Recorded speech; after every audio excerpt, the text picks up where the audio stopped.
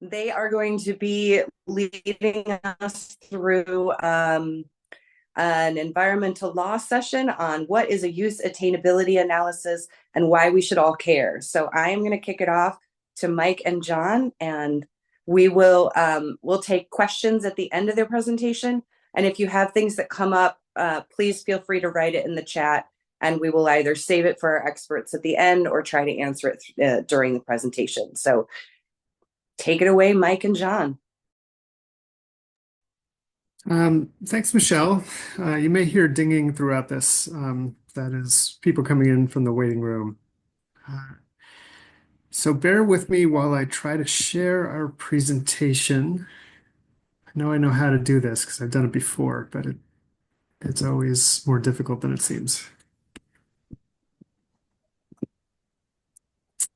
All right, here we go. So you should see Yes. now all right, we've got the presentation. So we're going to talk about use attainability analyses. I see that there are folks on from Florida, which is great. We're going to talk mostly about how this applies to what's going on in New York and New York City, but we have a short presentation. We're happy to talk through how this might apply elsewhere. It's the same federal rules and applicability that we're going to be talking about, but this is very pressing on New York right now. So we'll do a little bit of both, talking about this generally and then talking about how this is going to affect us. So I'm Mike Dulong. I'm a legal program director with Hudson Riverkeeper. I'm on the steering committee also with the Swim Coalition. And I've worked on New York City sewage and stormwater issues for the better part of 8-9 years and worked through all the long-term control plans and things like that. And I'm very happy to have with me John. John, do you want to introduce yourself? Yeah, sure. Thank you, Mike. Hi, everyone. I'm John Narvaez-Wilt. I have nowhere near the experience as Mike has. I'm a student intern with the PACE Environmental Litigation Clinic. I help Mike and others here throughout my third year in law school. I've been doing this for almost a full year now, and hope to give a good presentation for you all. And John and the PACE Clinic are representing Riverkeeper and a lot of the other Swim Coalition members, including I see Karen, Bronx Council on Environmental Quality, we're all their clients. And I see Bob joining as well. So we're going to talk a little bit through, what is a UAA? We're going to talk about what's happening, what the use classifications are in New York City. We'll do a very, very short, brief 101, and then we'll talk about what's coming and why it affects not only the Harlem River, but all the other waters and what we can do about it. All right. Well, kick it over to you, John, to get us started. Thanks. So as I'm sure many on this call are aware, best usages is the subject of an ongoing lawsuit involving, like Mike had said, many of the groups who are represented on this call. And here is just a simple chart with all these different classifications for water bodies. In New York State, like with their freshwater systems, New York has this A through D classification system. But here you can see, if you're not familiar, this S simply denotes that we're dealing with saline waters, non-freshwater sources. Now, originally, the DEC had established that the best use for SD here at the bottom and I would be primary contact recreation. And that particular designation is something that EPA has approved. But since then, the state has attempted to walk this back. And something to keep in mind, like Mike had said as well, that what we're talking about here is really applicable to the state law here in New York. And that hasn't necessarily been approved by the EPA for the purposes of applying federal law. Now, when reading this, I don't know if the slides are being shared afterwards, But if you read through this, the differences between some of these classifications might seem subtle at first, but between these classifications comes with some larger changes to how we all interact with these waters. If you could, Mike, hit the next slide, please. And so here we have the newest addition to this list, this SBWW, with the WW referring to wet weather conditions. Now, this comes with the implication that the state expects CSO discharges to be a limiting use factor. So for a fixed period of time after heavy rain events, there is an expectation that the uses of the water body will not be the same. The obvious flaw is that with these wet weather designations, this allows for an exemption of CSO discharges. It codifies a status quo that for many on this call, it's not necessarily what we all want. But there is at least one benefit to this, and that is during dry periods, extensive periods without heavy rain events, the water quality standards are actually more stringent than we might see otherwise. Next slide, Mike. So for today, the main focus of our attention is on everything you see here in orange and in red. The red being SD class waters and the orange being class I waters. Now in a moment, Mike will begin going into depth about what a use attainability analysis is, these UAAs. And as we go through that, keep in mind that everything you see here in orange and red, we expect to eventually be the subject of their own UAAs. This includes the Bronx River, Flushing Bay Creek, Alley Creek, Hutchinson River, Newtown Creek, Gowanus, Coney Island Creek. And next slide, Mike. And then you can even see further down that this also has implications for the tributaries around Jamaica Bay, and finally the kills that border Staten Island. And Michael, go ahead and turn it over to you. All right. Well, we stole this slide from DEC in their presentation, and I'll just sort of walk back through some of the stuff that John had said through DEC's eyes. So the first thing that DEC has done, and you may be aware of, is they have established, for the purposes of state law, because these haven't been approved yet by EPA, criteria for New York State's saline waters, and criteria that are enterococcus criteria. Finally, the state has established that after We Swim Coalition has asked for that for years. And that's a good thing. That's a positive step. Mhm. They've added this potential use designation. No water bodies have yet been assigned this use designation, although we are expecting that the Harlem River will be proposed for this type of use designation. And then following that, a series of other waterways will receive a similar designation, or could receive a similar designation. And for all of these waters, if they are not going to meet, and I'll go back through this in a second, if they are not going to meet fishable, swimmable, primary contact recreation standards, they need to go through these use attainability analyses. And I really put the slide up to show that DEC is going to go beyond the Harlem River. We're expecting to see the Harlem River maybe next week. But we're looking at tributaries in the East River. Newtown Creek is named, and the Staten Island kills. So all of those waters that John had showed in orange and red are going to see a use attainability analysis. Now, why is this happening now?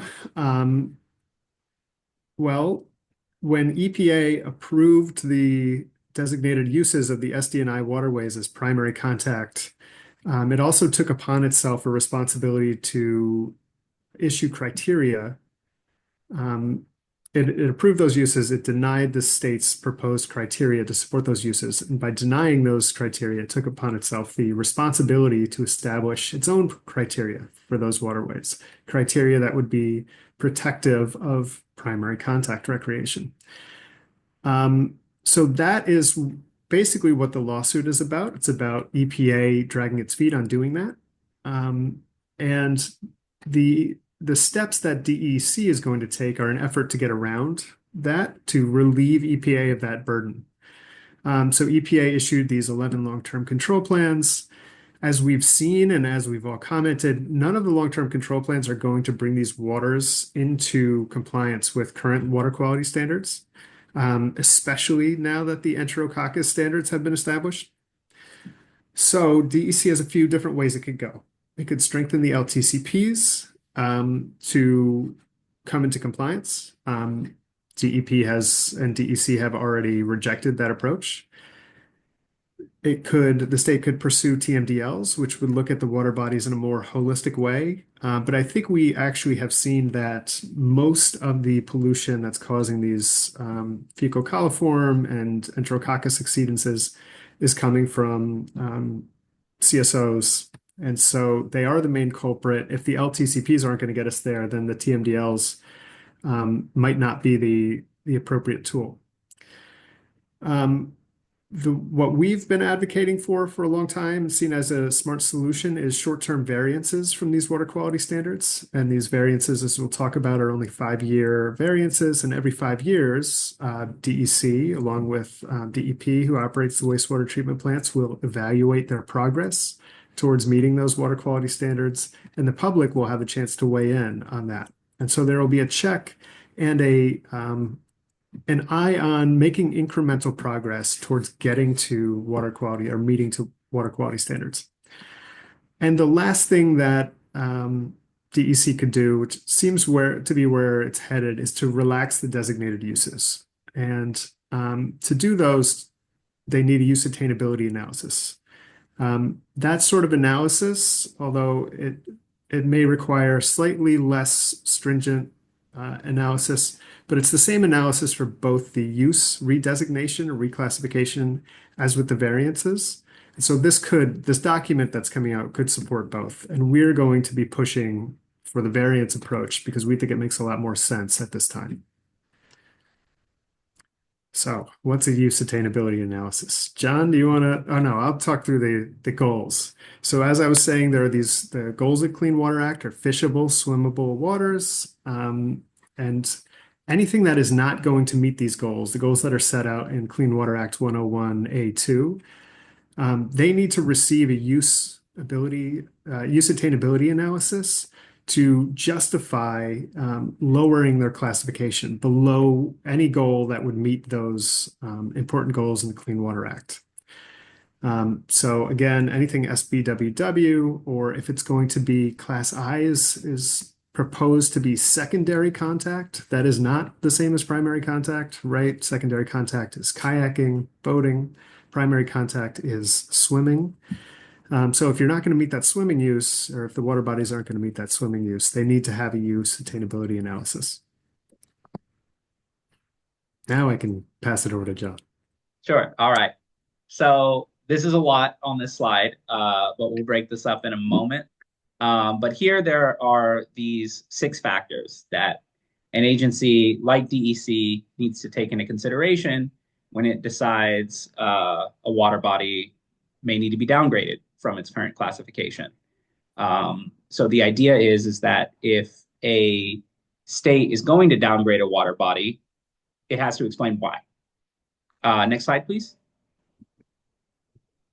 And so for the Harlem River, what we all expect to see is that there is this greater focus on 3 of these 6 factors.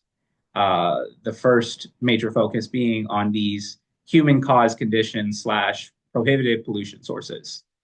Now, a human-caused condition can be a really important consideration.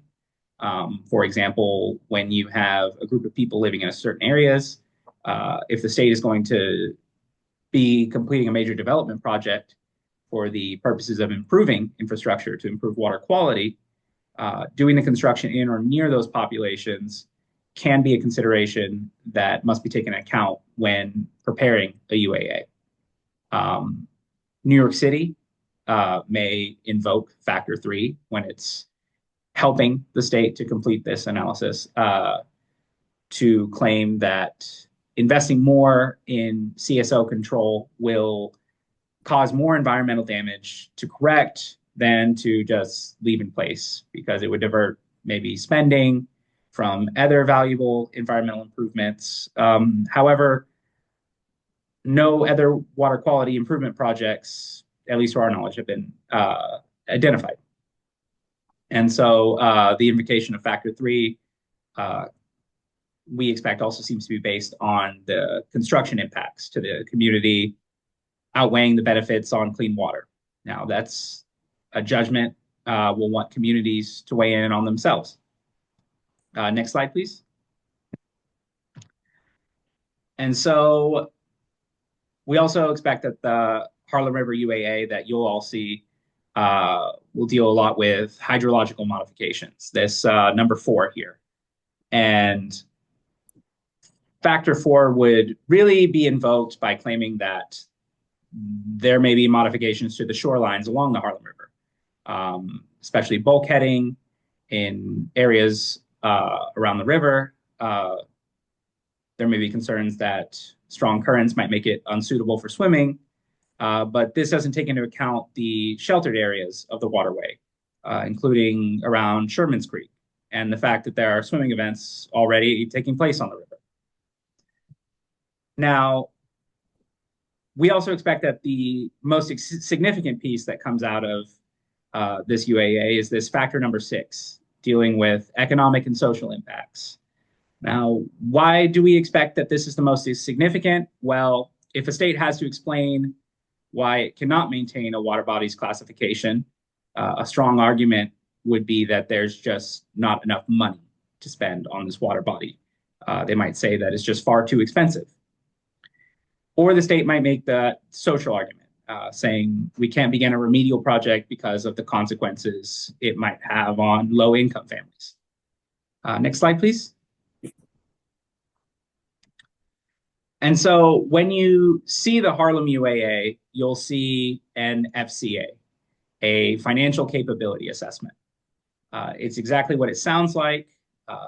The DEC is trying to show its work when it makes the argument about the financial feasibility of maintaining a use for the Harlem River. Now, very basically, a residential indicator is calculated, and then the state takes that into consideration against this financial capability indicator or indicators, combining them together to evaluate the impact a proposed Clean Water Act program would impose on a municipality or a utility company, like a wastewater treatment plant operator. This is essentially the two-phase approach of the FCA. Next slide, please. Now, this slide we kept in it because it essentially captures the balance that states have to strike. It's, on the one hand, what uses do we think we should get out of a water body, weighed against these factors that the law requires us to consider. And now I'll turn it back over to you, Mike. All right, what do we have here? So M Ruby on our Riverkeeper staff had done a few of these presentations to talk about what we're hoping to see for the Harlem River. And that is, we'd rather see the variance than a permanent downgrading of the use. And this is maybe a little bit mislabeled as use attainability analysis versus water quality variances. What we're really talking about is permanent downgrading versus temporary variance. And the benefit, the real difference is that the variance allows for this incremental improvement where every 5 years, the public will have a chance to weigh in on a project or weigh in on how the city is doing towards making its goal or making the Clean Water Act water quality standard goals. This would keep the best use at a very high, or the proposed best use at a very high use level. It would be primary contact would be the goal of the waterway rather than reducing it to SBWW, which has those exemptions for CSOs. So the variance would allow for a temporary period of time, those CSOs, but not permanently. This is just another slide showing pretty much exactly the same thing. So right now, Harlem River is Class I. Class I has been designated, according to the state, not yet approved by EPA, but it has been designated as secondary contact, kayaking, boating, not swimming. As I think we all know, there's 1.9 billion gallons of CSO going into the Harlem River every year. That is one of the largest, most impacted waterways by CSO in all of New York.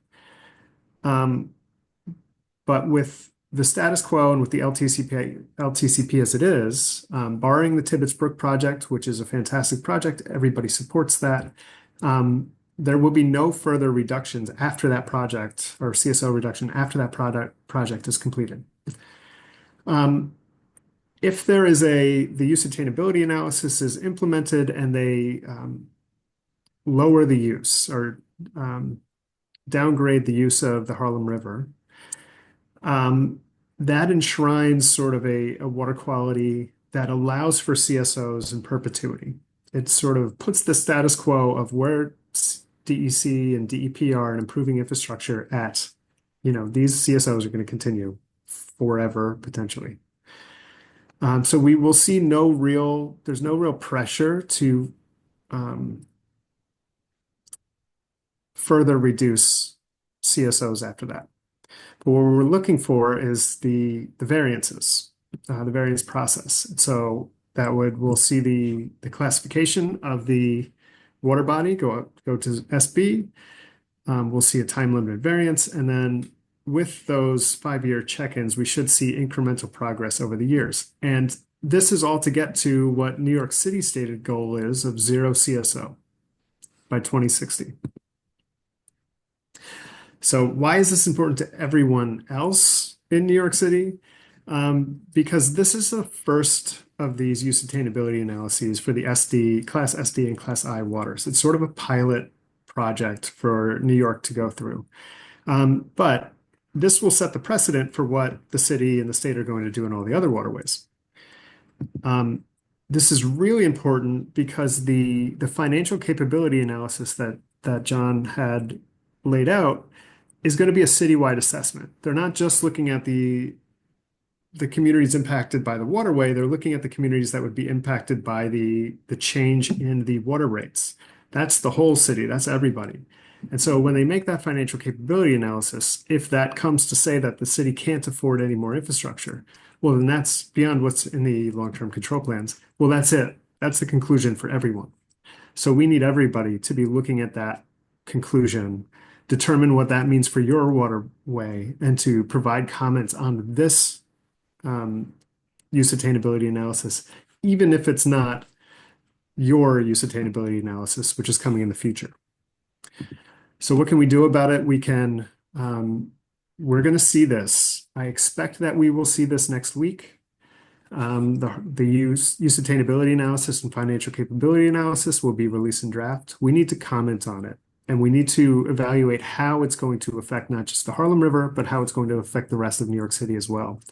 And it's really important that we get those comments in, get them on the record, because DEC will take them into consideration in making its determination. EPA has to approve a use attainability analysis. And so there are those two checks. And we also want to be on the record because if either one of those, talking as a lawyer, if either one of those agencies makes a decision that is not based in law, then there is a provision for judicial review of this. So we want to be on the record. All right, that's our spiel, Michelle. We're happy to take questions, and as far afield, I think we have a lot of time for questions. So as far afield as those questions are, we're happy to hear them. Great. Thank you so much for that great presentation, Mike and John. We haven't had any chats come up or any questions come up in the chat. So if you have a question, go ahead and use the raised hand feature through the reactions button on your at the bottom of your screen. or wherever it is on your Zoom.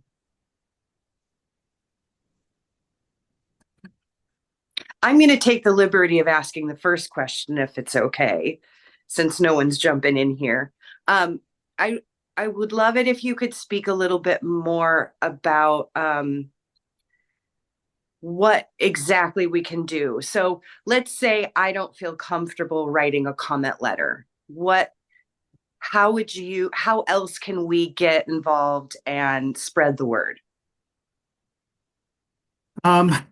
If without commenting, it is important to get on the record to comment to the agencies. One other thing that we can be doing if comment letter writing is not your bag, working with local electeds, I think would be important to make sure that they're aware of this issue because their communities are going to be impacted, right? And they do have a voice and they do have some sway over the state. Potentially federal electeds would have some sway over the EPA. So it is worth talking to them about this and raising this as showing them that it's an important issue to the community. That's great. Thanks, Mike. And also, I want to put in a shameless plug that we're going to be doing a letter writing workshop on the UAAs once the UAA has dropped and we've had a chance to look at it. So look forward to seeing the next in the series, in our advocacy series, for understanding how to write a comment letter and sort of getting over that fear of how to get involved. Thanks, Michelle. I see Robert has his hand up. Robert, go right ahead. Thank you. I have a very quick question and then a slightly longer one. The first one is, I heard the word stringent used before, so if we could just circle back to that. I think the term was that it was stringent, but with whether exceptions, if we could just talk about the stringency issue. And secondly, more importantly, when we do our EIS work, read comments, okay, we are very comfortable with regulations for the filing of this that incorporates alternatives, and therefore we're able to pose alternatives with the confidence that they must either have been considered or should be considered. So when we make comments that could include alternatives, okay, for instance, one thing we'd like to see is more pollution point controls, greater emphasis, let's say DEP. We have to incorporate greater stormwater management measures that have been scoped. So what if in the world of alternatives, we're in this negotiation now that is not the same as EIS, because I would like you guys to explain what legal standing do our comments about alternatives have with this process, which is different than the traditional alternative analysis. Does that make sense at all, that question? Yeah. It does. John, do you want to take a stab at either of those? Yeah. I'll start I'll start and go through both of them, and then you can follow up after me. So yeah, when we were talking about the water quality standards, perhaps might being more stringent in certain areas, we were referring to this classification of SBWW, and so Mike pulled back up the chart, and you'll see that SB is really, much better than SC or SD. It allows for a lot more activity and a lot more usage out of the water body. And so with this SBWW setup, this is the state trying to say that we're going to do what we can to have the Harlem River be Class SB. But when there are these larger rain events, you're going to have a lot of uh, sewage overflow discharging into the waterway. And when that happens, those discharges are really going to affect the quality of the water and what we believe the uses for the water should be for a fixed period of time. And so the reason we say that there's at least some benefit to having this set up is that if there is an extensive dry period and there aren't these heavy rain events, then the wet weather designation really doesn't kick in. And so it's at least for those dry periods going to be class SB. And that is at least some positive, rather than the state just defaulting to saying, oh, we're just going to label it SD. And that's the most use we're going to designate this water body for. We're not going to take much more efforts to increase the usage of the water from there. Now, in terms of... Can I jump in there, John? Yeah, go ahead, Just Mike. to say that, I don't know if you can see my mouse circling this, but right now, New York State has the Harlem River classified as Class I, so it would be secondary contact recreation and fishing. So that's what it gets, dry or wet. But if they move it to SB, then during those dry periods, they get primary contact and fishing and all of the other good things that come along with an SB waterway. So during dry periods, there's some benefit. During wet periods, status quo. I mean, there's still CSOs. Yeah. Mike, does that have any difference in an area that receives so much of the city's CSOs, which are stormwater? I mean, it's only saying that when it's dry, it should be able to achieve these water quality standards, these more stringent SB water quality standards than the Class I water quality standards. Yeah, But I it doesn't understand. say there will ever be any less CSO than there is today. Yeah. And so Okay, then. go ahead. Yeah, my second question was really about what role good ideas play as they do in an EIS. They play a certain role. What role do good ideas play to enhance CSO stormwater management play in the review of their proposal to the state? Okay, so in this process during this comment period, there'll be I believe it's 60 days from when these documents are published next week, and as comments come in and after the comment period, the DEC, they have to review those comments and they have to consider all these comments that are sent in. And so there may be a situation where a number of groups will be saying the same idea. And in that regard, the state may be able to address all those comments if they're very similar in one response that addresses that comment. Or if the comments are very different, they'll have to make more responses, some smaller, some larger, depending on the ideas that are put forth, and also, depending on their relevance to the project itself. So if we're over here talking about uses and they believe that a comment is just way out of left field and just has absolutely nothing to do with the Harlem River, or just as a hyperbole, doesn't have anything to do with a water body, for example, then they may be at liberty to ignore that comment. And so really it comes down to, like Mike had said, getting something on the record. And then when they publish their responses to the comment period, if we see that, perhaps something that we've commented just was completely ignored or not adequately addressed, or maybe they addressed it incorrectly, that's when it is on us to then go forth and seek out that judicial review that Mike had mentioned. I see. So it's ad hoc, could be actionable, but it is not a burden on the applicant to have exhausted in advance, like it would be with a DGIS or something like that.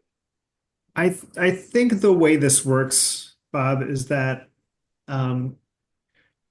the state needs to show that the waterway will never achieve these uses, that it is not a feasible and reasonable action to reduce CSO. But if they're looking at getting Harlem River CSO to zero, that is an expensive undertaking, right? We're talking billions of dollars. That's what we saw in the long-term control plan with the 75% tunnel.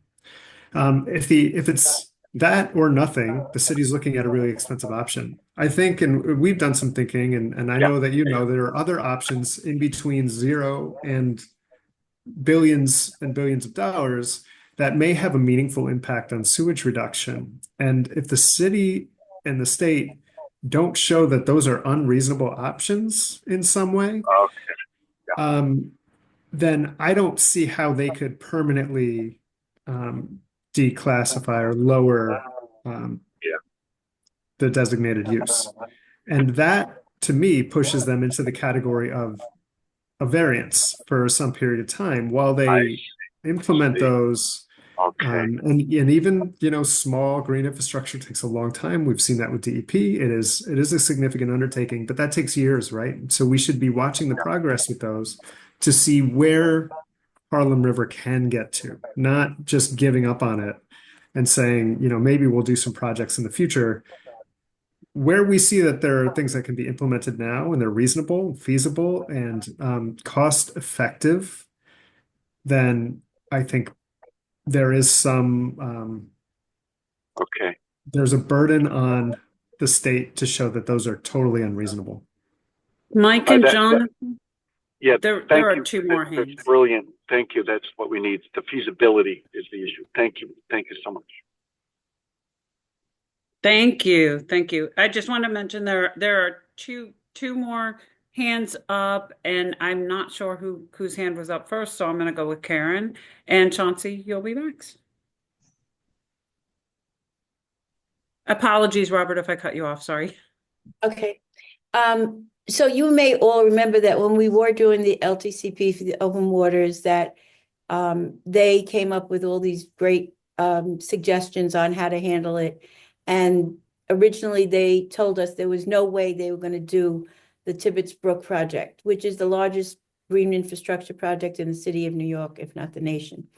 And we said to them in the Bronx, we said, okay, you show us how what you're proposing is going to accomplish anything close to what the green infrastructure is proposing and which one is the best cost. So even though they probably don't have to do that, it's just reasonable for us to assume that the state's not going to have any idea whether or not that makes any sense because they don't even know what the cost of things are.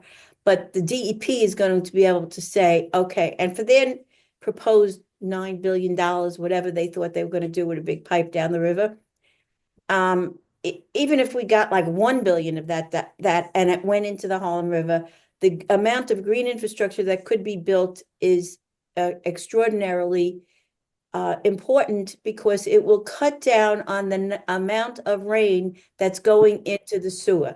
It doesn't have anything to do with the size of the sewer. It doesn't have anything to do with the amount of sewage. It has to do with what triggers the overflow.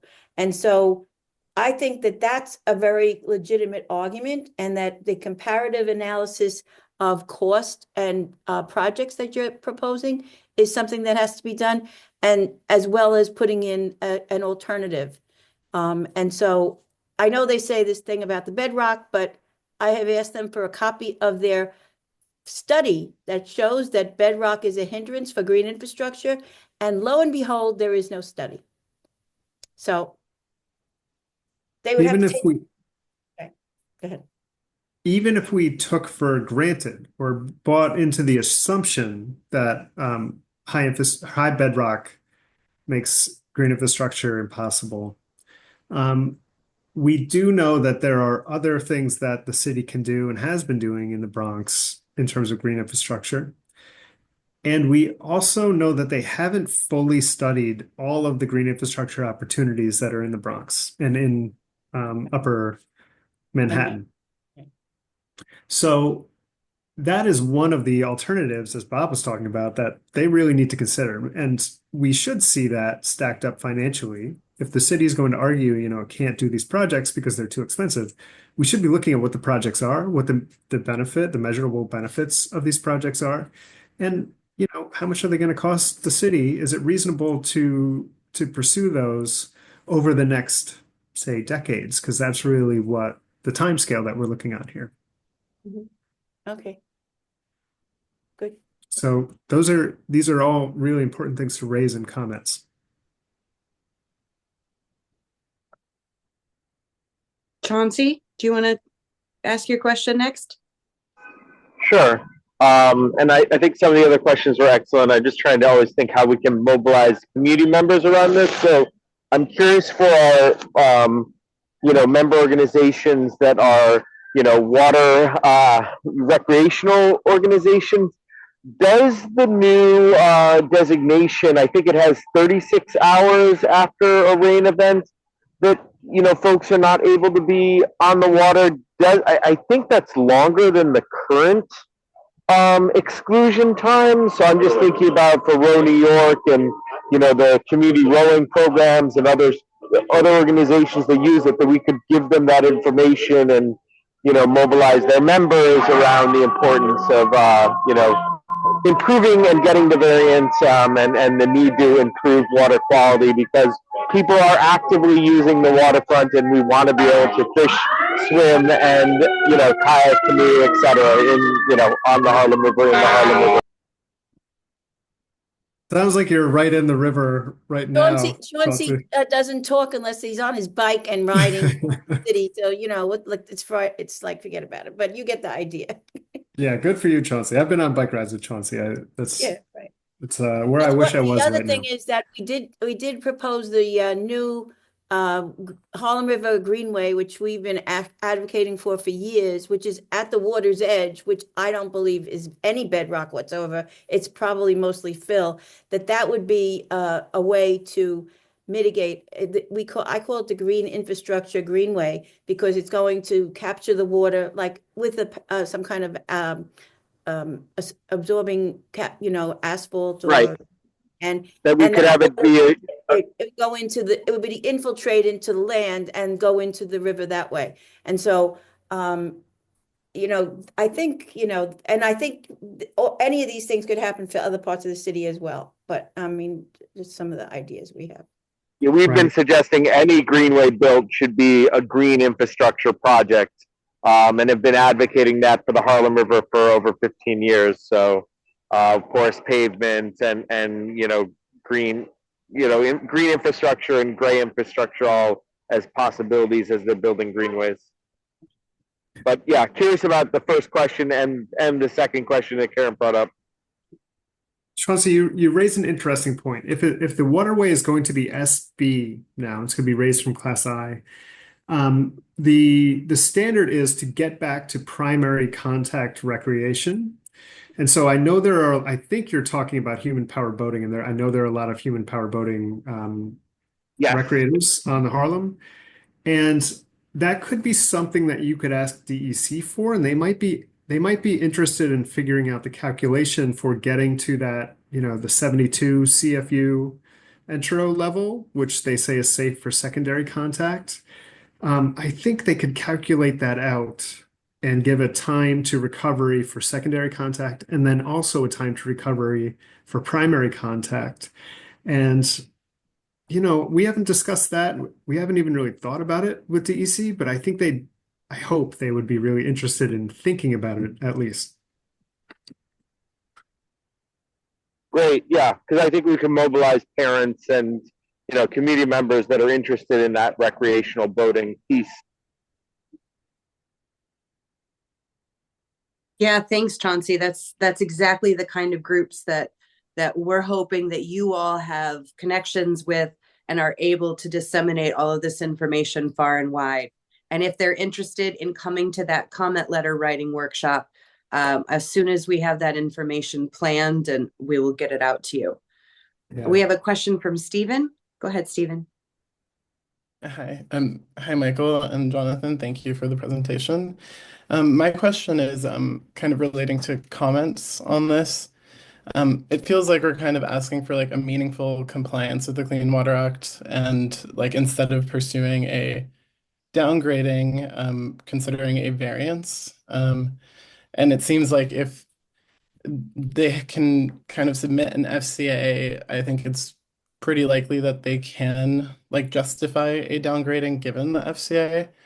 And I'm not to be pessimistic or anything, but I'm wondering like if you think it'd be like helpful to mention the Green Amendment in comments and like that as a kind of separate, or I guess other bases for considering an alternative to this current plan. Well, it certainly wouldn't hurt to bring that up. And I wish I had mentioned this before, but Riverkeeper and is working very closely with Save the Sound, NRDC, BCEQ. We have hired a financial analyst to review the FCA. So we are going to do that. We're going to do a detailed analysis of the use attainability analysis. We're going to analyze the analysis, and we're going to provide comments so that other people can see the issues that we're picking up on, and hopefully inform your own comments. I think the Green Amendment, something that I hadn't thought about for this, but yeah, we're entitled to clean waters, clean air as part of that. And so I would encourage you to raise that issue with the DEC and get it on the record. And I agree with Mike fully. The Green Amendment being as new as it is, there really is no reason not to try. Really can't hurt.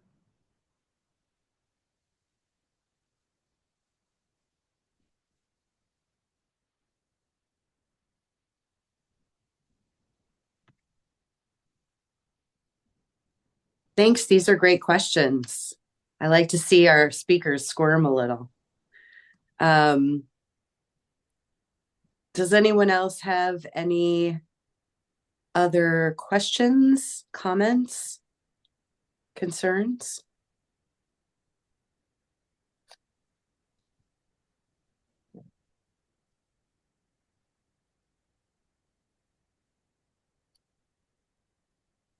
If you do, feel free to raise your hand or come off mute or type it in the chat. Once again, I'd love to thank Mike and John for a great presentation. I think this was super informative, and we will be in touch moving forward when the Harlem River UAA drops, and we will be hosting another advocacy series on how to write our comment letter, and hopefully Mike will be bringing some of these analyses to the meeting so that we can all amplify some of these points in our own comment letters. And we'll just sort of be giving you a pretty good little behind the scenes peek of how we do comment letters and how we write them. Try to demystify the process if it's at all mystical to you. Otherwise, it's kind of fun writing them in solidarity with others, knowing that a whole bunch of groups are speaking up about what's important to us. So thanks. It'll be a write-in. That's all. Maybe we'll do phone banking too while we're at it. By the time we do this, the legislature should have had the budget done. Maybe I shouldn't jinx ourselves.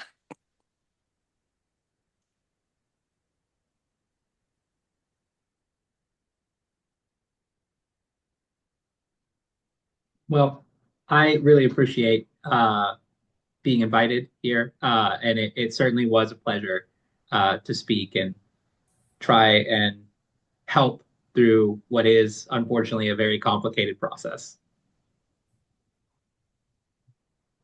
Very Thank you glad to for have you, John. tackling it thank you everybody, for bringing it to our attention too. That's awesome. This is going to be important on Staten Island, James. I'm pretty lucky here. We have a lot of blue belts. But we're looking for some more, So, but I appreciate you guys staying on top of the state, trying to seemingly skate out of protecting water quality or kind of letting DEP off the hook some.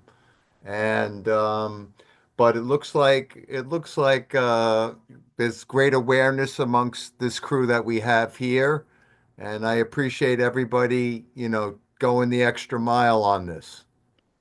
Jim, I don't want to scare you, but Staten Island trips are on the list for future UAA. So you actually need, I'm so glad you made it. Yeah. He'll Can get I, Kills and phone. trip. Yeah. and Yeah. Kills and trips. I'll make sure I bring either a kayak and or my swim trunks. We'll get in. Thank you. Thanks, Shino. Thank you all for the good work here. And I heard also, just as a side note, that the Army Corps of Engineers has 30-day comment now on their dredge material management plan. So if anybody wants to take a look at that, there is definitely something on the Army Corps of Engineers New York District website. And we're kind of anxious to see that because some of you may know that when the channels are deepened, the waves and wakes of the ships are greater. So the project sponsor is the Port Authority of New York and New Jersey, obviously. But the trouble is that the Army Corps insists and has been insisting for 40 years now that the wakes do not cause shoreline scour. Uh, Hold on. You made it deeper. You're making the wave, I forgot what it's called, the wave attenuation or whatever it is, larger, and it's going to smack the shoreline with the greater force.